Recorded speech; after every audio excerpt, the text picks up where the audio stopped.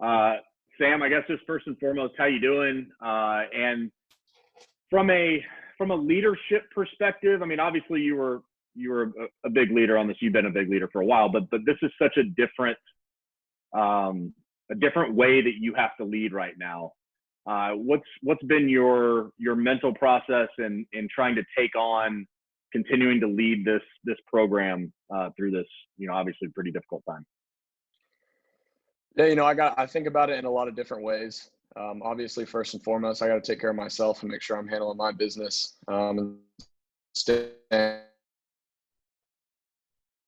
But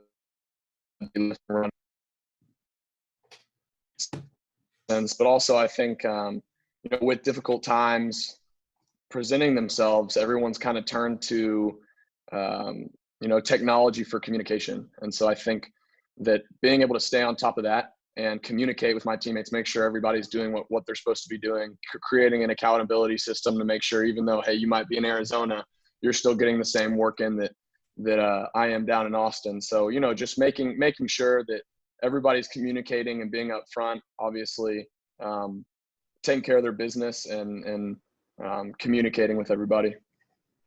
And then second, what are your thoughts on, have you let yourself even go to, there may not be football in the fall, you may have to play January, February, March, April, weird, scenarios that are coming up. Have you let yourself think about that stuff? And what are your thoughts on the possibility of no football this fall?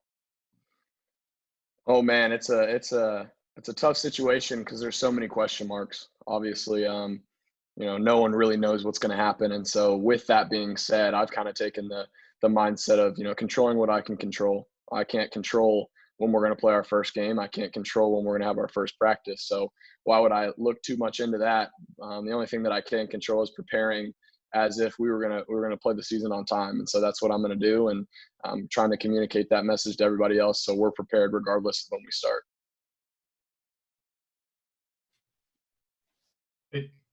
Dennis, why don't you go ahead next? Trying to unmute you. Here. Cool. We're talking to Coach Herman about the rib issue and all that. Is it slowing you down at all? And with that said, what are you doing on a day-to-day? What does your regimen look like? No, my rib feels great. Obviously still taking precautions to make sure that everything's opened up and loose, so there's nothing pulling on the ribs in there. But from a day-to-day operation, I sat down and made a schedule for what I do Monday through Friday. And I blocked off a calendar and created a routine. I think that's something that's really important is having a routine. So I'm consistently every day, Monday through Friday, getting up at 6:30. I'll lift in my garage at 7, from 7 to 8:30. After that, depending on if we have meetings or not, then that'll be my meeting time. If we don't have meetings, then that's when I'll do my recovery type rehab stuff with rolling, stretching, all those different type of things. And then I'll go to the field and get our running workout in. And so I'll do acceleration, change of direction, stuff like that. And then get back home, start class at 12:30. I'm in class from 12:30 to 3:15. After class, it really depends. Sometimes I've been adding in an extra mobility session and doing stuff like that, or I'll go throw at that time. So I'll run after I lift in the morning and then throw in the afternoon. And then after that, it's been getting home, and it's been awesome. I think that's been the silver lining in all of this, is being able to hang out with my family, have dinner with my brother and sister and mom, and sit down. We've been able to watch some shows together and spend a lot of time together, and it's been incredible. And I tell you, speaking of silver linings, my second one would be about your GoFundMe page. I think it's amazing, over $100,000 now. How excited are you about that number? And was Nick Foles a surprise? That was nice to see him get in. Yeah, the fundraiser's been unbelievable, just to be a part of the process and see so many people. I think we're over like 700 donors come together for a cause and help out in need. It's been really cool to see the different type of people and the appreciation that I have for everybody that's been able to donate at this point. It's been awesome, from friends, family, coaches, players. I mean, you name it, from when I was born and now, seeing everybody pitch in. And then, yeah, very cool. Nick Foles, obviously he donated, and he was one of the ones that got us past that 100,000 mark. So I got word that was coming, and so I thought that was super cool. I'm obviously very blessed to know incredible people like that.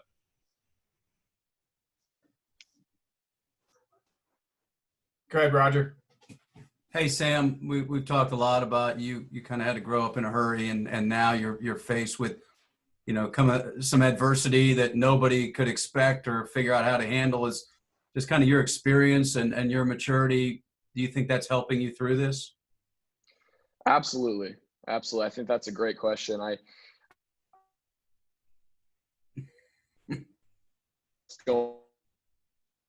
Now, and people, not a lot of people, but for some people, this fear of the unknown is something that a lot of people haven't experienced to this extreme extent, especially at my age. And so going through what I've gone through with my dad, of the unknown of, what's life going to look like after this? My dad just died. What's life going to look like after this? Where do I go?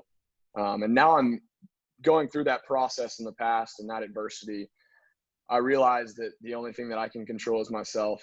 If I'm deficient in some area, hey, work on that. If people around you are deficient in some area, work on that. And so I think that my experiences with my dad dying has helped me, understand during these hard times that everything's going to be okay. And if you keep your head down and control the things you can control and focus on yourself and your loved ones, everything's going to be okay.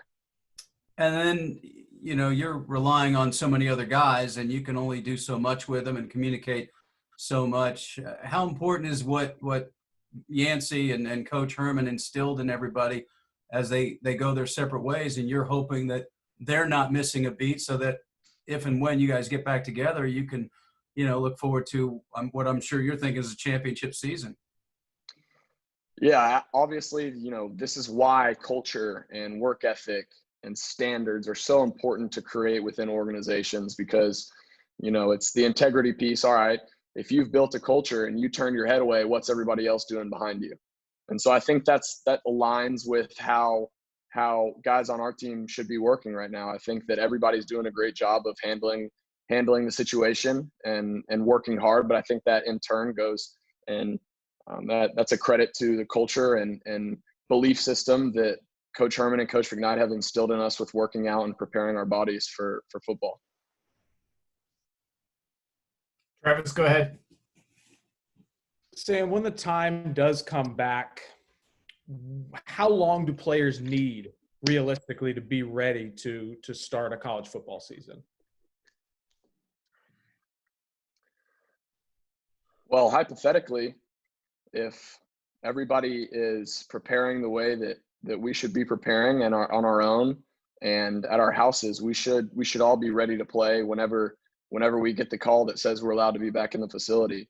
I think that the development of college athletes, especially football, with as physical as it is, it kind of goes unseen for a lot of people. But that piece of preparing your body for a full football season is crucial to your success. If you can't have the strength, speed, durability, you're not going to be able to make it through a tough college football season. So I hope and I pray, and I'm doing the best of my abilities to make sure that everybody's doing that. And so when the time comes, we are prepared. And when that decision is made, do you think players should have an input as far as when you guys feel safe of being back around a big group of people and how that should kind of be handled?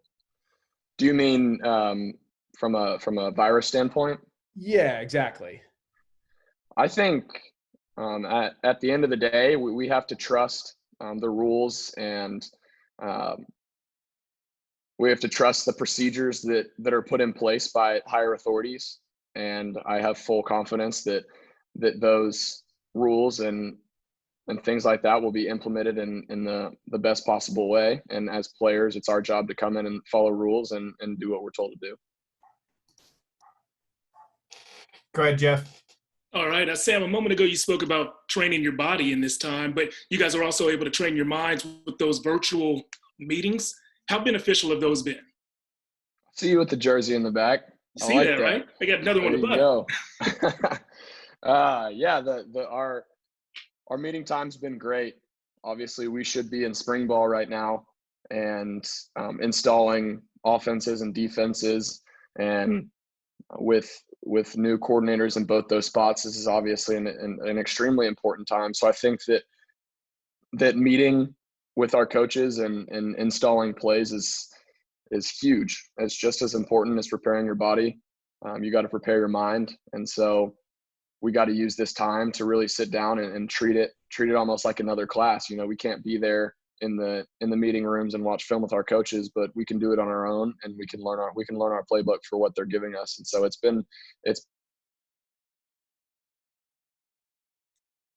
for us wish we get in person, but we've gotten very focused and dove into the playbook. You've obviously been a leader on this team for years and years, but going into your senior season, do you feel not a different pressure to lead more, but does it feel different preparing for this last go round? Oh, that's a tough question. Obviously, it's kind of been stopped with everything going on, and so there's definitely a different perspective of leadership and going into my senior year with the things that have been put into place to prevent the spread of the coronavirus. But I think once we're able to get back to it and start leading, I think that obviously this is my last season as a Texas Longhorn, and that means a lot to me. So I like to believe in the past I've led to my potential and to the utmost level that I can. So I will try to take it up a notch this season. We got a few more minutes, so let's just go around the horn one more time, and each one of you can ask one last one. Go ahead, Bob. Sam, a year ago, we weren't exactly talking about Devin Duvernay. Maybe y'all were a little bit, but Duvernay in the slot and some of the things that were going to expand your offense the way it expanded. Now they're talking about him as a possible late second-round pick. His stock has obviously just done nothing but boost. What is it that impressed you the most over the last year about him, and are you surprised at all to see, this rise from him? No, I'm not surprised at all that Devin is projected to go in the second round. I think that he is an incredible person, incredible player. Obviously, he proved that this year. I think it doesn't surprise me at all because of the work that he put in since I got to Texas that I was able to witness, and then also the person that he is.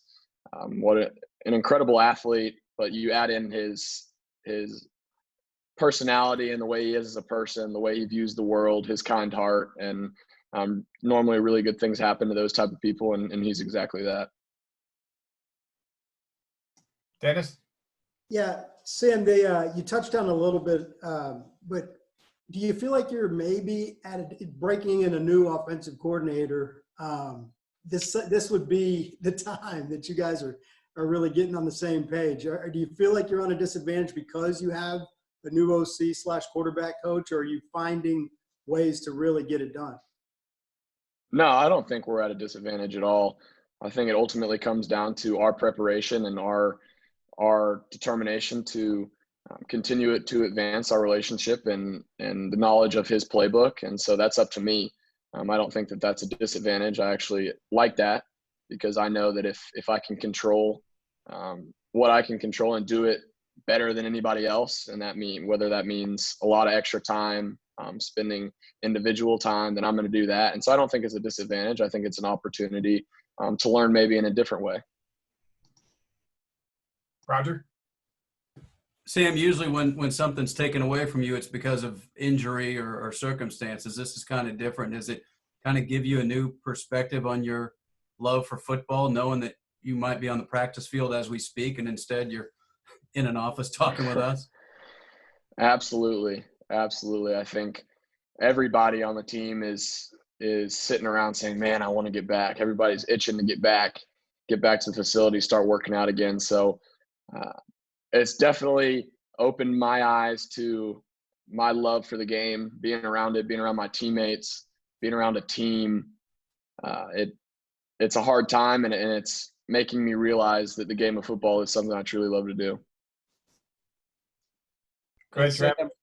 when you talk about, losing a guy like Devin or Colin, how do you see other guys stepping in like a Brennan, and what excites you about the potential of the offense in general next season? Obviously, the guys they got big shoes to fill, but I'm very confident and optimistic about what they can do because of the example that guys like Colin and Devin left, and we're able to show them the ropes, and then also their athletic ability, their unreal talents, and so I'm really excited about this offense. I think that it'll be an incredible opportunity for guys to get the ball in space and make big plays. And you add in, they're going to be, and it could be something special. All right, go ahead, Jeff. I feel like I'm the hobbies guy. Every time we have these things, I ask people what their main hobbies are. So what have you been up to when you're not working to get better on the field? With this downtime, I've kind of picked up. I've been diving into a bunch of books. I've been reading a lot. I've been exploring kind of the meditation world to take care of my mental health, and so that's been interesting. So I would say, reading, meditating, and hanging out with my family are the three things that I've been doing a lot of. Great. Well, guys, we appreciate you. We got a teleconference to run to, but Sam, as we wrap up, I thought you may want to just since you got yourself on camera for your GoFundMe account, why you think that's important to you, and say something for these guys to encourage fans to participate and donate. Yeah. With the fundraiser going on, the GoFundMe, we've just recently passed 100,000 raised, and so that's incredible. It's been awesome to see everybody come together and support this cause. We're still 10% of the way to our goal of $1 million, so I'm going to continue to encourage everybody to continue donating, and it's just a great cause for everybody to come together and realize that there are people in need, and the money is going to a good cause. And if you will donate to my GoFundMe, I extremely appreciate it, and it's going for a good cause. Appreciate it, Sam.